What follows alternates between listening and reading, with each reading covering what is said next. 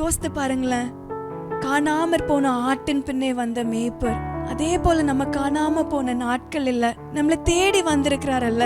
கெட்ட குமாரனாக நம்ம இருந்தாலும் சரி, ஒரு ஆட்டுக்குட்டியாக இருந்தாலும் சரி, உங்களை என்னையும் தேடி வந்து அவருடைய ஜீவனை கொடுத்திருக்கிறாரு. நமக்கெல்லாம் பனிஷ்மெண்ட் வந்திருக்கணும்.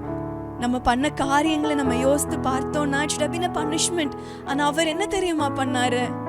அவருடைய ஜீவனை கொடுத்து ஜீவன் பெற்றுக்கொள் என்றார். தமது ஜீவனை எனக்கும் அளித்து ஜீவன் பெற்றுக்கொள் என்று உரைத்தார். தமது ஜீவனை எனக்கும் அளித்து ஜீவன்